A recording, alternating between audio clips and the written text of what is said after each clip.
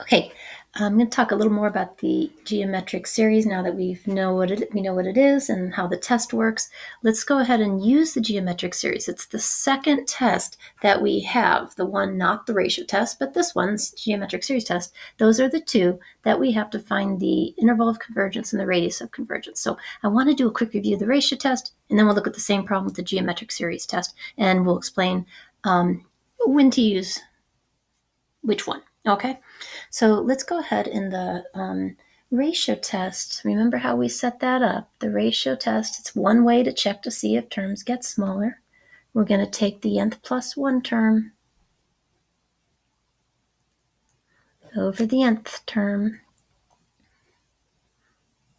and find the x values that will make that less than 1, because we know the ratio test will converge if the ratio is less than 1, right? The ratio test, the series will be summable. The ratio test gives us a result less than 1.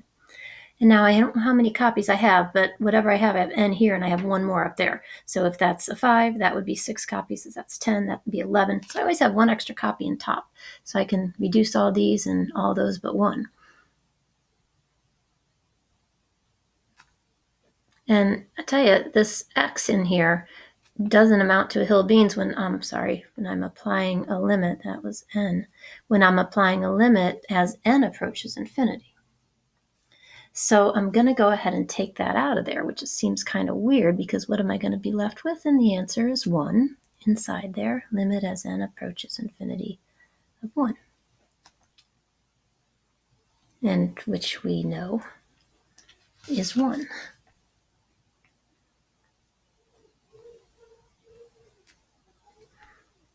And so we have to figure out what would make this less than 1. And you can solve your little absolute value equations. And I get 2 and 4 for my endpoints of the interval. And I know that at 2 and 4, if I plug a 2 in, 2 minus 3 is negative 1. Absolute value of that is 1. 1 times 1 is equal to 1, inconclusive. Plug in a 4, you get a 1 also, inconclusive. Okay? And that's where our notation stays. Now, if you do notice that this is totally written in the format of a geometric series, we have 0 copies, then we put 1 in, then 2, then 3, the next term has 4. This is our R. So we can go ahead and set this up where we want, if our R is less than 1, this will converge. So we're going to figure out what values will make R less than 1. It should be looking a little familiar already, right? And you can get there quite nicely the same way, okay? Faster. You get to the same answer, but a faster way. And the good news is that we know at the endpoints, because we only will converge, geometric series tests will only converge if R is less than 1. And we know when we plug in a 2, R is equal to 1.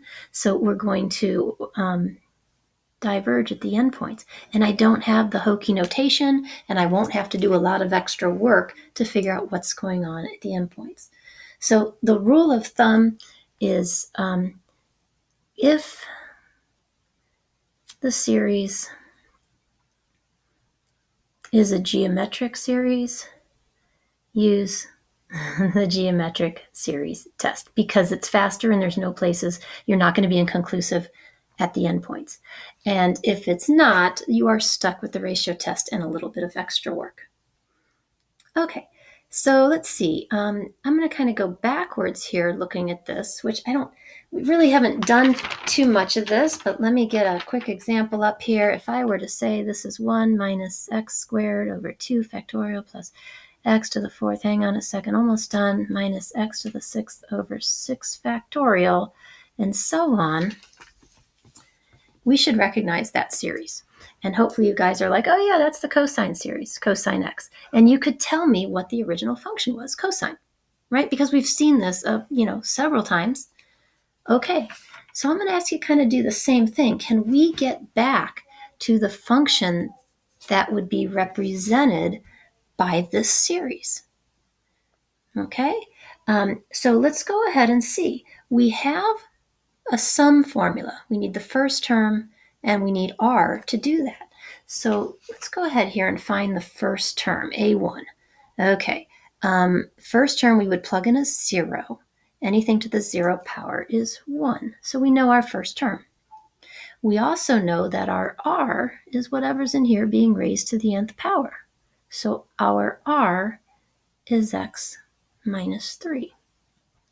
And all we do to find the original function, the function represented by this sum, is we use this sum formula, but we're going to call the function f of x. We'll use that proper notation, and we put a1 over 1 minus r.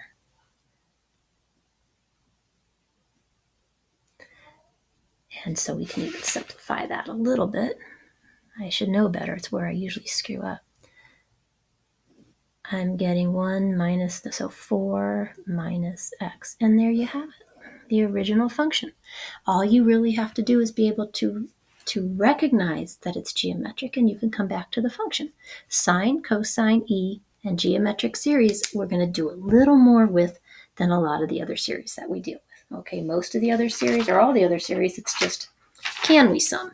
This one, we wanted to know actually, we can figure out an actual sum for geometric, and we can come back to the original function from series notation. All right, folks, have some fun.